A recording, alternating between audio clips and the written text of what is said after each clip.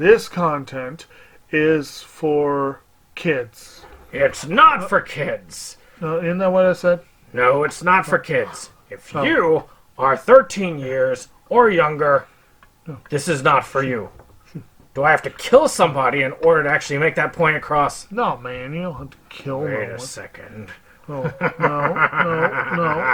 When we return to our planet, the High Court may well sentence you to torture. He likes movies, we like movies. Septum Sin versus the world. Septum Sin versus the world. Septum Sin versus the world. Septum Sin versus the world. I'd buy that for $1. Greetings, you're watching Septum Sen versus the World. I'm Septum Sen. This is Kotobukijake, Hey. and we're here to show you what we got. Woohoo! Show me what you got. I want to see what you got. Oh boy. Of course, we got another huge haul this year. What a haul! Well, maybe. Indeed. But, still a decent-ish amount of fun stuff. So I'll let Jake start us off there. Okay, well, I have a theme tonight, and that is Dollar Tree pickups. I'm going to be finishing off this Dollar Tree pickup that I've been hitting on for, I don't know, 3 weeks now, I guess. And when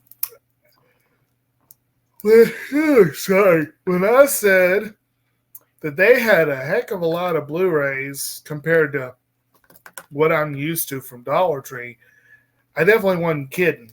And my last 5 are all Blu-rays, and 4 of them are ones I've actually seen, and 1 of them I have not. And that one, I kind of went out on the limb a little. This is a movie that definitely is not a top-rated film. It's not one that the critics were kind to. What happened? The Emoji Movie? Oh, hell no. I think they did have that one, but no. Oh, they did. I picked it up on Yeah. that. Well, I'm sorry to hear that. Well, anyway, no, this is the Gary Marshall film New Year's Eve, Ooh, that's yeah. a supposed romantic comedy. But, I mean, I have to admit, when you've got a movie that, okay, look at the cast. Halle Berry, Jessica Biel, Okay, John, good. yeah. You got Halle Berry, Jessica Biel, John Bon Jovi, Abigail Breslin, Robert De Niro, Josh Duhamel, Zac Efron, Hector Elizondo, Katherine Hagel, Ashton Kutcher, Seth Meyers, Leah Michele, Sarah Jessica Parker, Michelle Pfeiffer, Till Schweiger, Hilary Swank, Sofia Vergara, and probably a few other people in like bit roles and cameos and whatever. With a cast like that, even if it's utter dreck, it might be worth having just as a curio. Hopefully it'll be worth $1. We'll see. Back when I was watching Glee, I Yeah. remember it coming out and going, oh, Leah Michelle's in a movie as well. All right. And then I didn't have any interest. I passed that. But, hey, what can you do? Yeah. Let's see. Is my camera blurry? Well, we shall fix that by having the cat Breaking function. something. Yeah. Oh, it's a cat. Okay. And now we've lost visual. Oh, well, that's just to, if I turn it off and then turn it back on, Uh-huh. yeah, it'll refocus for some reason. Ah. So, I was doing some collecting for Dane, really. He knows I collect a lot of Alice in Wonderland stuff. Mm-hmm. Matter of fact, other than Amityville, it's one of the few things that if I see something I like about it, an Alice in Wonderland world or not don't like or whatever, I will usually collect it Mm-hmm. if I have the money. So one of them that I found that I was like, yeah, you know what? I finally will pull the trigger, and it's a recent release, is the film Come Away, Yeah. which is kind of a little bit of Alice in Wonderland and a lot of Peter Pan. Oh yeah, I heard about that one. But, it's one that was released, I think it was a 2020 film release. Mm-hmm. So not quite, I think 2020. Might be 2021, so I'll have to double I check. think it's 2020. I'll check. But definitely one I could have probably put up for a Versus Award back in the day. For a first one. I do need to see it. When I'm done with my used stuff, I think I'm going to be doing a full-on Peter Pan viewing. Just so I have. But essentially, before Peter became Pan and Alice visited Wonderland, they were siblings living in an idyllic country home with their parents and older brother. When tragedy strikes, they're forced to travel to London to sell a family heirloom, where they find themselves on a dangerous adventure that will change the courses of their lives. So, not too bad. Angelina Jolie's in it, Michael Caine, David Oyelowo, and Gugu Mabathra. Okay, there you go. We'll go with it. So, looks fun, looks entertaining. If you really want to see more about it, in April, Dane's April from Wonderland, I think, is going to cover this. So you'll get to hear more about it. That absolutely would have been under the 2020 banner. Ah, very cool. Yeah. It had a full-on U.S. release in November 2020. Okay, my go. So, a film that I actually saw in theaters back in the day. Again, not high art, but it was an entertaining film. The film that gave us, if I remember correctly, our third cinematic incarnation of the Tom Clancy character Jack Ryan, played in this film by Ben Affleck, is the movie called The Sum of All Fears. Oh, yeah. Which, of course, co-stars Morgan Freeman. You've also got James Cromwell in there, Liev Schreiber, Alan Bates, Philip Baker Hall, Ron Rifkin. I mean, that's a pretty solid cast. And it's basically, if you're not familiar with the Tom Clancy, Jack Ryan books, I mean, basically, Hunt for Red October is part of this series. Clear and Present Danger, Patriot Games, those are all Jack Ryan novels turned into movies. This is not on the same level as Hunt for Red October or Clear and Present Danger, but it's still a good movie. I enjoyed it. I'm not 110% positive that I don't already have this on DVD. I don't think I do. But I don't have it on Blu-ray, so now I do. So it's good times. And I buy that for $1.25. Yeah. Yeah. It's actually a Jack Ryan 4K collection. Mm-hmm. That was on sale for like $20 for a while. And it had all of those on it. It didn't have the newest film that I think they released a new one this year. But I think you're right. But yeah, it's still, very cool.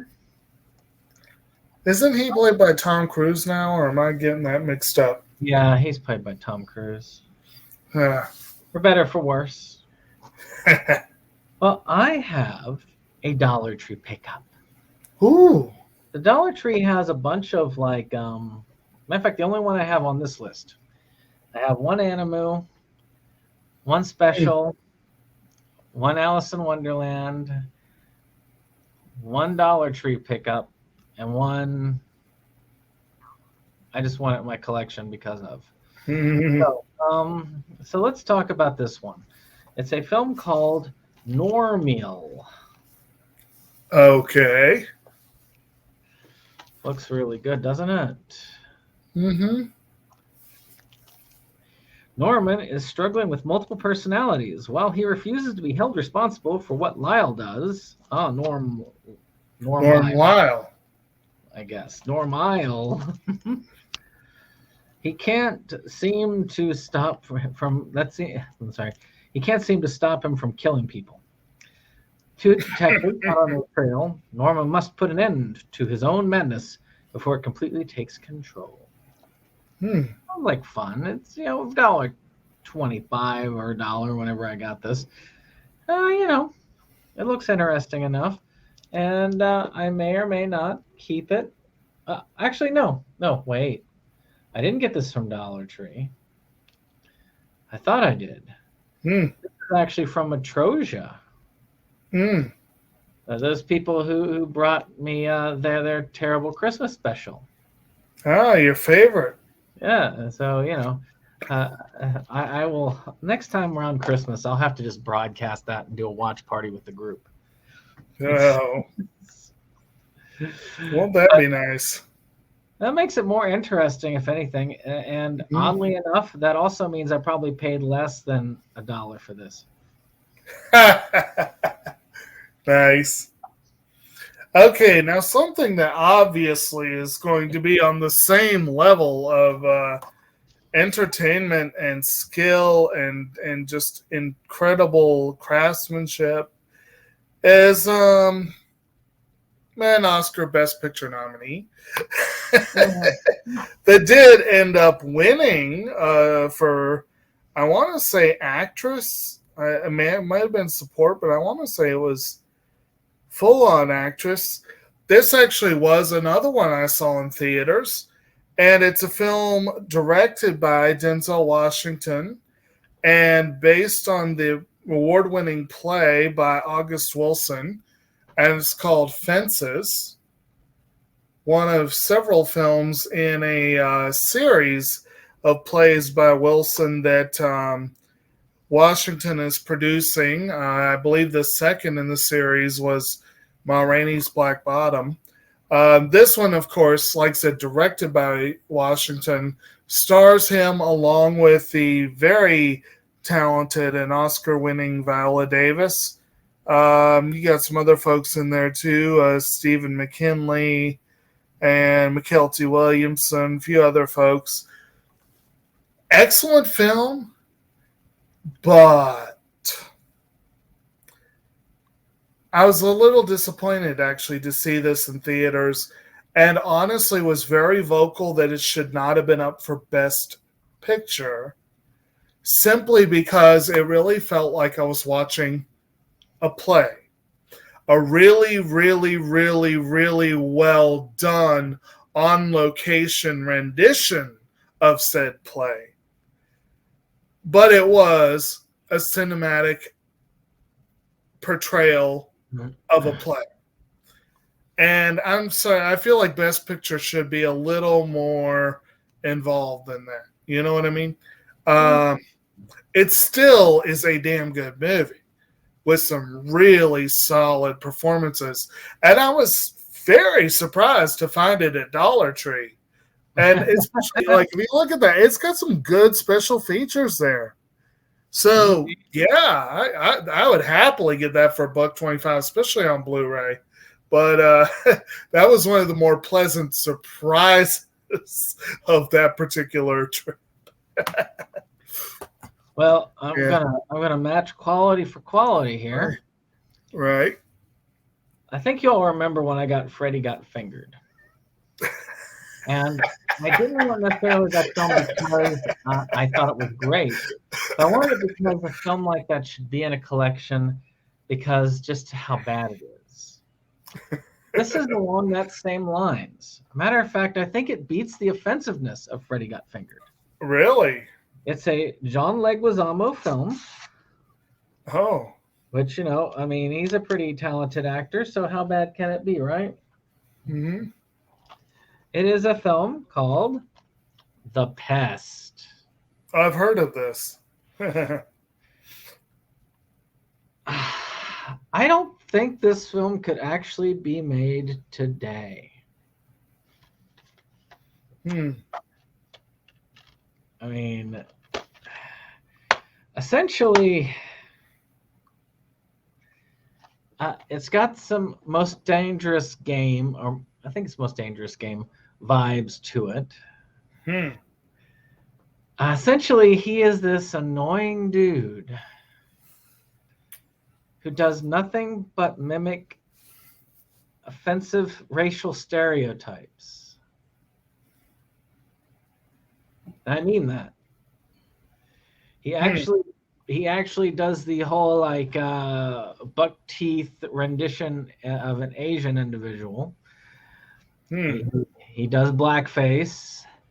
He basically, if there's a race involved that he can offend, or a religion, he does it in this. And this guy sees him and says, "You know what? I'll pay you $50,000 to come with me to my island and hunt him." And I have to say, I was actually rooting for the hunters. The cast isn't terrible, though. I mean, you got John Leguizamo, you got David Barkatz in it. Gosh, what's his name? There's one of the guys. He used to be in everything back in the day, but a sex scandal kind of kept him out. But you had some pretty good names in this. If you want to watch a basic summary of it that's entertaining, that's not the film, the Nostalgia Critic has an episode dedicated to it. And sometimes I feel like he's unfair to a film on purpose. No, he's not unfair to this film. No, it really is that bad. It really is. And a film that bad needs to be preserved just to show how bad things can get. Maybe we'll have to cover it. If we have our so bad they're good films, we should. I think I'll cover that because at least it is entertaining. It does have entertainment value. Freddy Got Fingered is terrible, but it does have a modicum of entertainment value. So maybe we'll do that as a subject next year, and that'll be one of the ones I put up. Won't that be nice? Hey, you get I was going to say something to look forward to. So, actually, my next two films, again, Dollar Tree Blu-ray pickups, they actually have two other things in common. And one of them is that both of them were severe underperformers at the box office and with awards, partly because they were controversial, partly because they offended people. And they also have in common that they were both Matt Damon films. They were both movies that I was actually really looking forward to and ended up approaching them warily because of the controversy. But I actually kind of liked them both. And I'm glad I have them, but I'm glad I got them cheap, but And the first one is a movie by Alexander Payne. He of Sideways and About Schmidt and other such films. And that is a movie called Downsizing. There we go. So, Downsizing is a very creative movie, very interesting, and I kind of like the concept behind it, even though I don't really necessarily agree that this is the solution. It is an environmental film, which is one thing I appreciated about it. And the idea is that humans, we take up too much space. So they create a way to shrink people so that they can live in communities that are not destroying the planet, basically. That's the theory, at least. You shrink the carbon footprint by a good bit. You do. Totally. And so you start with a couple played by Matt Damon and Kristen Wiig who decide they're going to do it.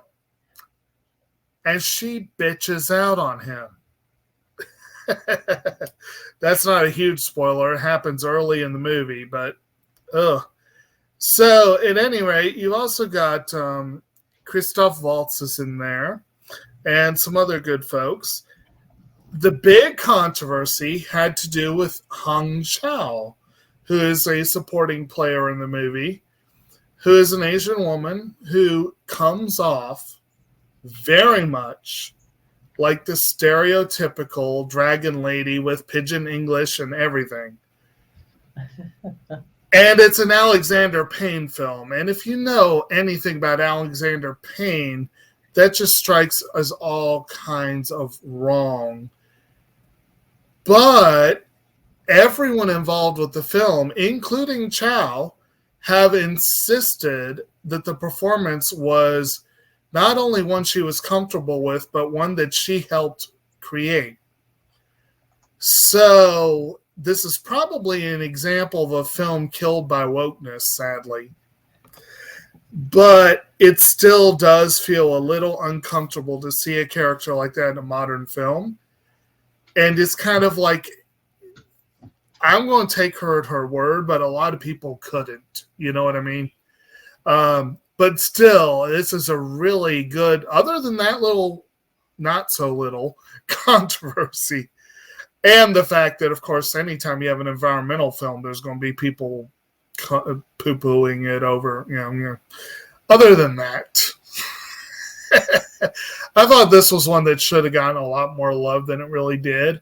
And like I said, I'm more than happy to pay $1.25 to get that in the collection finally, especially because it does have, does have a few special features. So could do worse.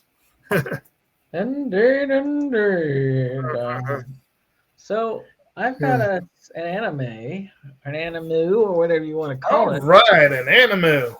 That the first season is out of print. Ah. Though I'd love to get it on Blu-ray. I do have it on DVD. It's a romantic comedy series called Two Heart. And this is the sequel, Two Heart 2, which may also be out of print at this point. I'm not 100% on that one. Made in Japan released it. 13 episodes. Don't let the 2 in the title fool you. The same school, new hero, and all new cast of beautiful girls. So technically, you don't have to watch the first series to know it. Sometimes life leads us in circles. Sometimes it takes us on strange detours. Takaki and Konomi have been friends since they were kids, but now they're in high school. Takaki is finding out, in fact, that he's a boy and she's a girl can change everything, especially since there's a lot of other attractive girls who are all suddenly demanding his attention. So, yeah, that sounds very similar to the first series. So, I haven't seen this one. I have watched the first season. I'm curious about it. I think this one might have come out a sizable time beyond season 1. Because the style of animation looks a little bit more close to modern, whereas the other one was definitely released previous. It was an okay series, but I felt like I needed the sequel. So I could, we always like to try to complete things if we can. And it's good to have the sequel series. And I've had it sitting in my collection to throw out for a while, so hey. Good deal. Yeah, I don't remember if I have that one yet or not. I don't have the original. I know that. But yeah, Sentai has a bad habit of licensing part of a franchise and not the whole thing. Wish they'd get better at that. Anyway, and my last one is one that when I heard about this, I wanted to see it. I was so stoked. Now, George Clooney so far has a spotty record as a director. I think all his films as a director are interesting, but some of them are really good and some of them not as much. But I saw that he was going to be directing a film from a script by the Coen brothers. And I was like, I'm there. And it turns out that he and his buddy Grant Heslov got together and put a polish on the script. So really all four of them are credited with the script. But frequent Coen brothers and Clooney collaborator Matt Damon stars. And a couple other Coen brothers collaborators, Julianne Moore and Oscar Isaac, showed up in the film that ended up being the result of this, which is called Suburbicon.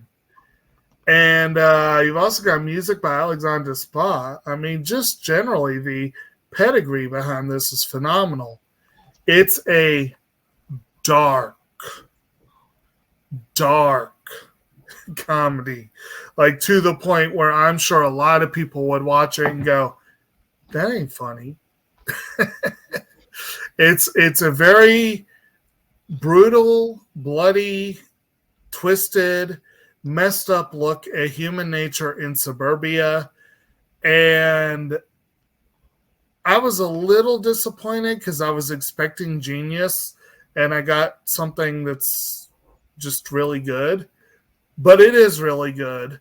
I'm disappointed more people didn't like this. But again, I'd buy that for $1. Yeah.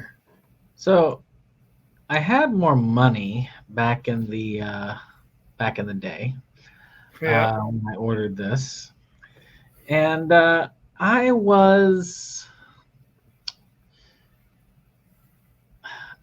guess I pounced on an opportunity, and that is for the Ghostbusters 4K Nice. Ultimate Collection. As you can see, it's like a trap. It's a trap. But so let me tell you about a little bit before I get into the unboxing, because there is an unboxing at the end of this. I was not going to get this. I mean, I have the first two on Blu-ray, and really and truly, they have good special features. I didn't need it on 4K. Mm-hmm. I was planning on getting the new one probably on 4K. And then they didn't include 2016 Ghostbusters, which, that's already an offense to most people. Mm-hmm. So I was just looking at it, and then suddenly they came in and discounted it, and they discounted it again. It went from, I can't remember, it was 100 and something to $50 briefly. So Nice. At that price, I'll do it. So I went to Amazon, sold out. I went to Target, sold out. I went to many other places, sold out. But Walmart still had the ability to pre-order. So I was like, okay, at that price. So I pre-ordered. And then they sold out. I thought, they probably over-ordered. I've seen that so many times. But no, they actually did send this in the mail, and I have my copy. And people are trying to sell it for like $300 now, which is outrageous. So now we're going to unbox. For those who want to spend $300 on this, at least you'll know what you're getting. So this actually lifts right off. I really like that because these plastic cases, when they make them to where you have to lift a lid, it damages them, and they do not last very well. So the less manipulation you do of those plastic things, the better. Right. So then it becomes really a trap. And let's see if this does what I think it does. Oh, it does in a way. So watch. You do this, you see it pops up. There's a little switch on the side. And this opens up. And in the trap, you've got our Ghostbusters films. I don't really need this piece of... So this is what it looks like on the inside. So let's take a look at these one at a time. So we've got our insert, which I'm not going to show you the other side because it's got the digital codes, but it does have all 4 Ghostbusters digital codes. I guess as the afterthought, because of the massive complaints and chauvinism, evil, all that stuff, they did include the 2016 on the digital.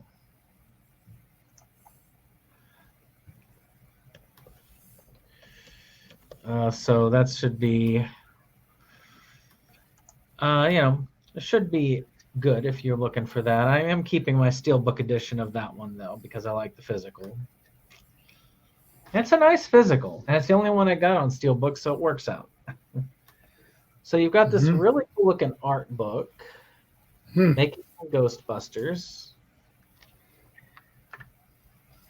It goes in depth with script analysis, pictures, art designs. Cool. All that stuff that you never really get to go through because you're busy watching other things. Yeah. But still a cool thing. Great thing for collectors. Oh, wow. Oh, and... Oh, that's really cool. So, and you can't really tell it here, but those are green. Yeah. Like, it comes across as a green. So that's pretty darn cool as well.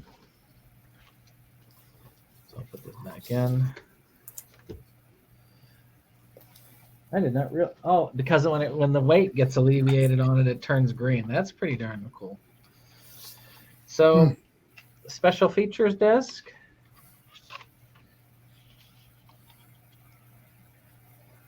Two discs filled with special features. Not a bad thing there.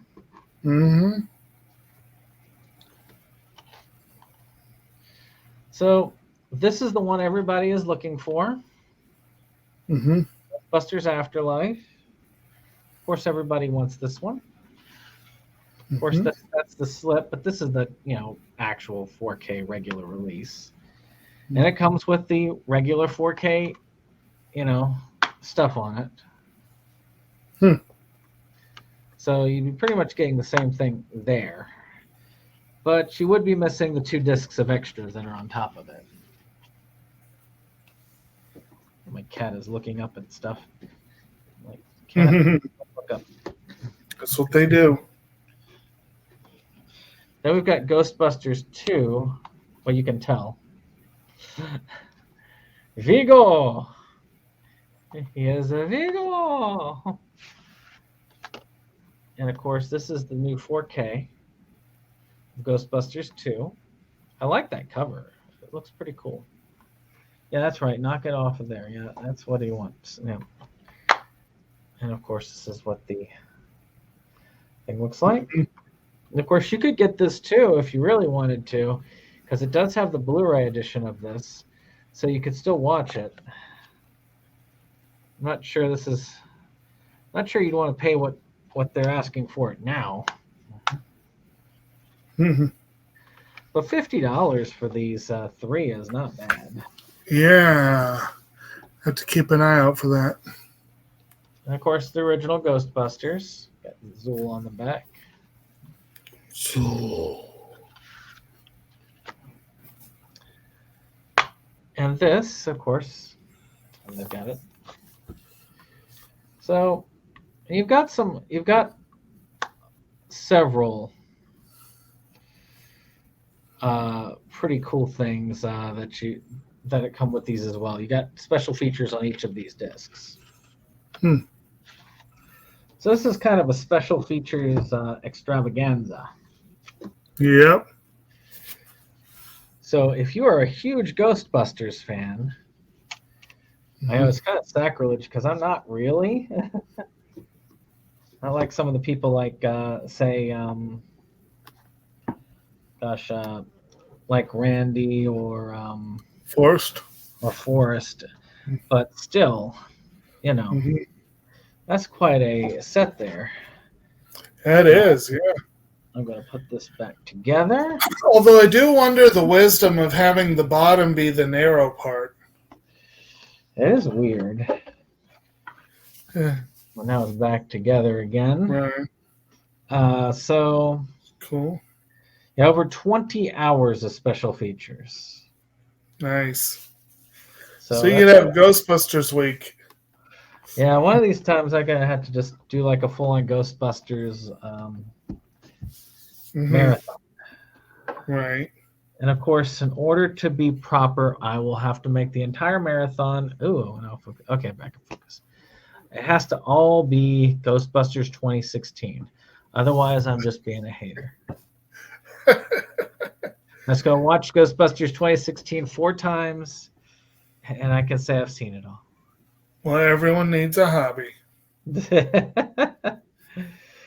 Despite all of it, Ghostbusters 2016 is not a terrible film by any means. It's enjoyable. It should have been better, but it's not as bad as some people would say. Yeah, it's not as bad as some would say, and it's not as good as some would say. I would say Right. middle. It's okay. Yep. So with that, I guess we've seen everything that we can see.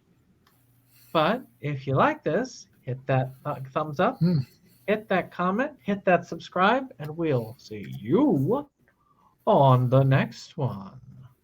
Bye-bye. Goodbye.